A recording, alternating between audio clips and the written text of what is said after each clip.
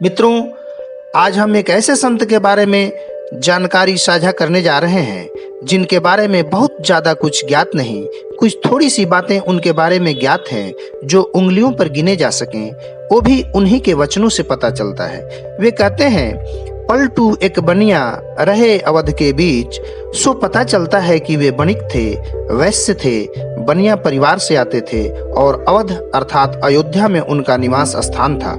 फिर वे कहते हैं, पलटू जूझे खेत में लगा शब्द का बाण, गुरु गोविंद की फौज में सुरमा पलटू दास। इन वचनों से पता चलता है कि वे एक गृहस्थ थे और उनके गुरु का नाम गोविंद था।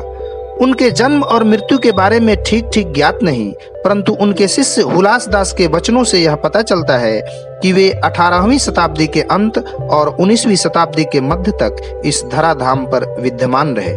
मित्रों, वे बनियाई करके किसी तरह अपना घर गृहस्थी चला रहे थे।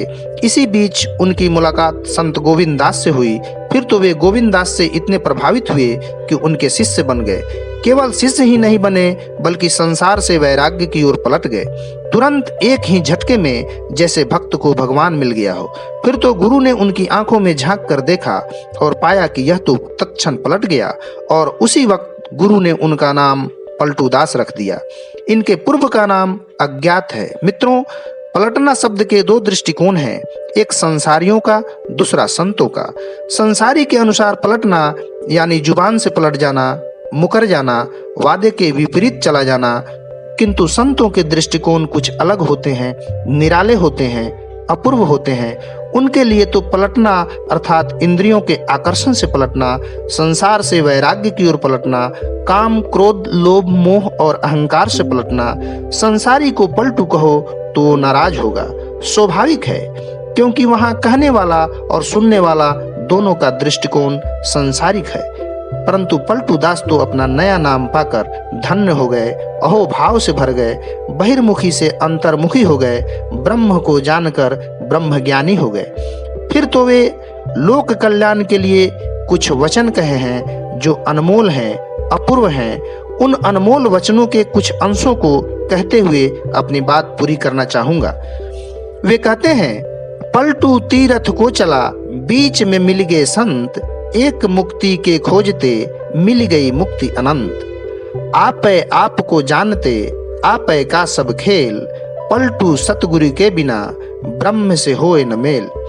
बिन खोजे से न मिले, लाख करे जो कोय, पलटू दूध से दही भा, मथिबे से घिउ होए।